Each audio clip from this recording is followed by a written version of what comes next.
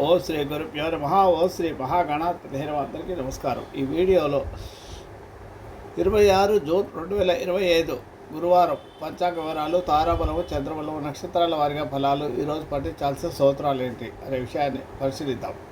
స్వస్తి శ్రీ విశ్వాసరామ సంవత్సరము, ఉత్తరాయణము, గ్రీష్మ ఋతువు, ఆషాఢ మాసము, శుక్లపక్షము. ఈరోజు గురువారము, బృహస్పతి వారం అని కూడా అంటారు. ఈరోజు తిథి శుక్ల పాడ్యమి.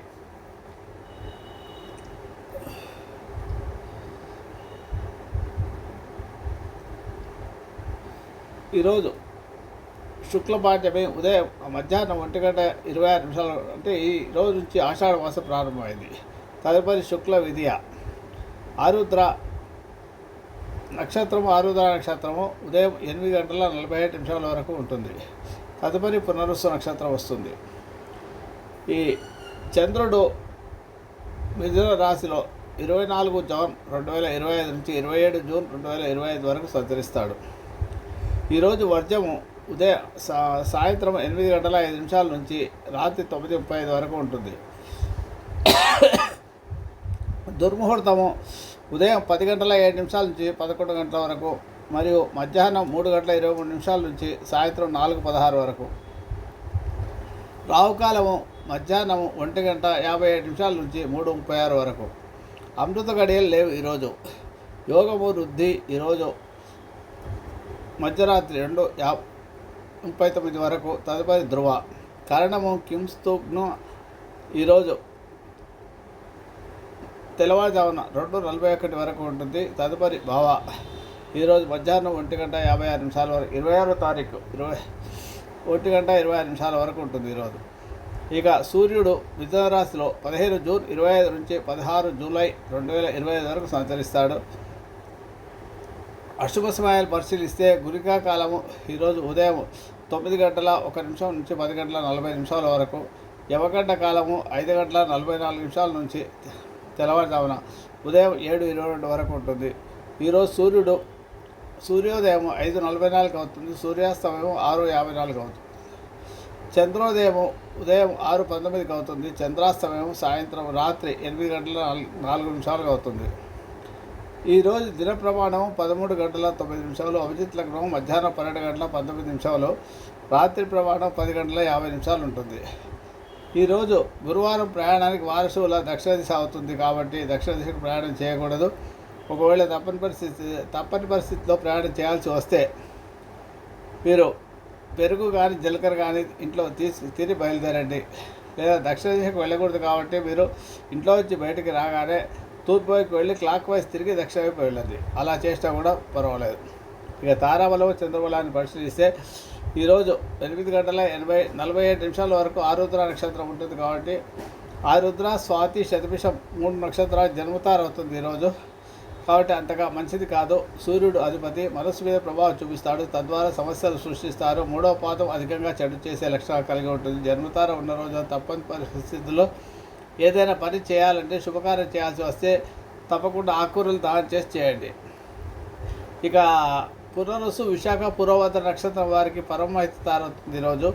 కాబట్టి కష్టం మీద పనులు పూర్తవుతాయి, చివరికి ధనలాభాలు ఉంటాయి.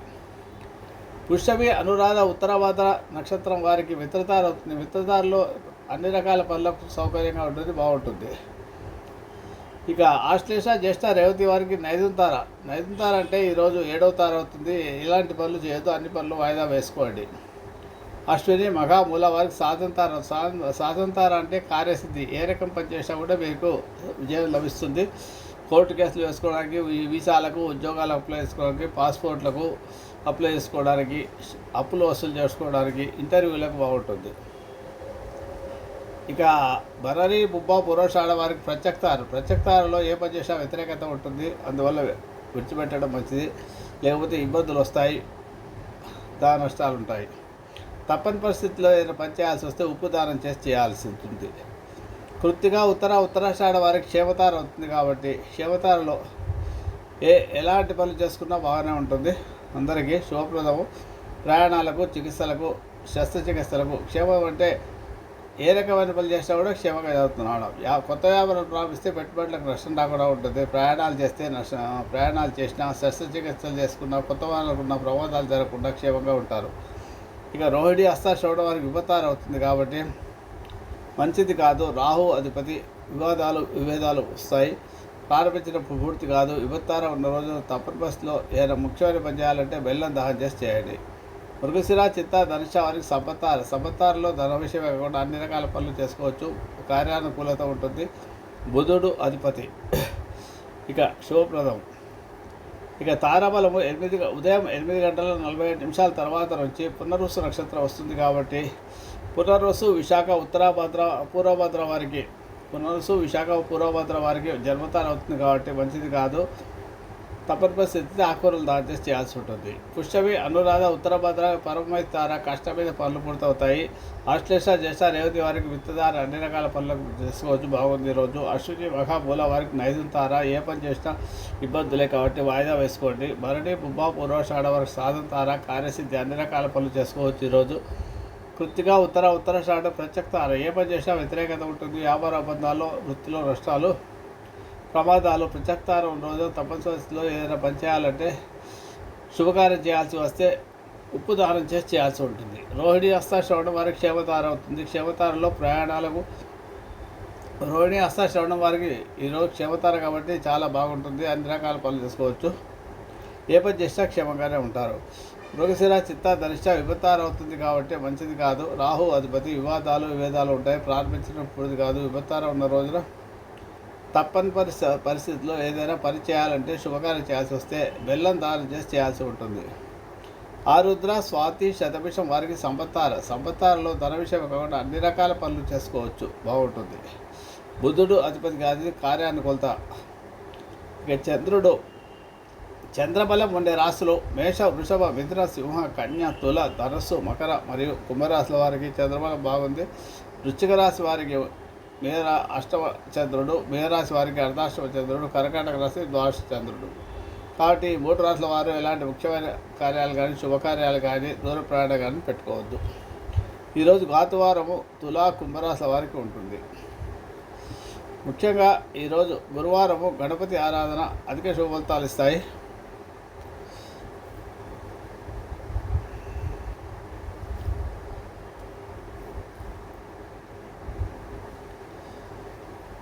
ముఖ్యంగా గణపతి ఆరాధన శుభ ఫలితాలు ఇస్తాయి. గణపతికి కొబ్బరితో దీపారాధన చేయండి. ఓం గం ఐం గణపతి అనే మంత్రాన్ని ప్రతి 108 సార్లు జపం చేసుకోండి. గురువారం రుద్రాభిషేకం చేసుకుంటే అధిక శుభ ఫలితాలు ఉంటాయి. దుర్గా సప్తశ్లోకి పారాయణ చేసుకోవడం మంచిది. లలిత శాస్త్ర పారాయణ చేస్తే ఇంకా మంచి ఫలితాలు లభిస్తాయి. గురువారం రోజు గురువులను ఆరాధించండి. గురుపాదుక స్తోత్రాన్ని వినండి. దక్షిణామూర్తి స్తోత్ర పారాయణ ప్రతి గురువారం చేసుకోవడం వల్ల గురు శనివారాల్లో రావి చెట్టుతో ప్రవేశాలు చేస్తే కూడా మంచి ఫలితాలు వస్తాయి. ధన విషయంలో ఇబ్బందులు తగ్గుతాయి. సుందరకాండ పారాయణ చేయడం వల్ల కూడా శరీర దోషాలు తొలగక మనశ్శాంతికి లభిస్తుంది. అశాంతి తగ్గుతుంది. ముఖ్యంగా ఎవరికైనా సరే ఏదైనా సమస్య ఉంటే గురువారం రోజు శివాలయంలో అభిషేకం చేసుకుంటే మీకు 5 గురువారాలు చేయాలి. ఇలా 5 గురువారాలు చేసుకోవాలంటే సంకల్పం చెప్పుకొని ముందుగా మొదటి గురువారం రోజు మీకు వినాయకుడికి, విఘ్నేశ్వరుడికి, సుబ్రహ్మణ్య స్వామికి అభిషేకం చేయించండి. అదే రోజు శివుడికి అభిషేకం చేయండి. అలా తర్వాత 4 వారాలు చేయండి. 5వ వారానికి 4వ వారం పూర్తయ్యేనాటికి మీ సంకల్పము మీకున్న సమస్యకు పరిష్కారం లభిస్తుంది. ఇది నేను ప్రత్యేకంగా అనుభవంతో చెప్తున్న విషయము కాబట్టి మీరు ప్రత్యేకంగా ప్రయత్నించండి. వివాహం ఆలస్యమైన చాలాసార్లు మనం ఇంటర్వ్యూలోకి వెళ్తుంటాము. ఇంటర్వ్యూలో సెలెక్ట్ అవుతాం కానీ పోస్టింగ్ రాకుండా ఆగిపోతుంది. లేకుంటే ఏదో ఒక పని వాయిదా పడుతూ ఉంటుంది. అలా వాయిదా పడిన పనులు పడుతున్నా, వివాహ ప్రయత్నాల్లో ఇబ్బందులు కలుగుతున్నా, విద్యా విషయాల్లో ఏదైనా ఇబ్బందులు వచ్చినా, ఎవరైనా అప్పులు తీసుకున్న వాడు ఇవ్వకుండా సదాయించి మనం ఇబ్బంది పెడుతున్నా కూడా ఈ ప్రక్రియ చేసి చూడండి. తప్పకుండా మీకు మంచి ఫలితం లభిస్తుంది. శుభమస్తు.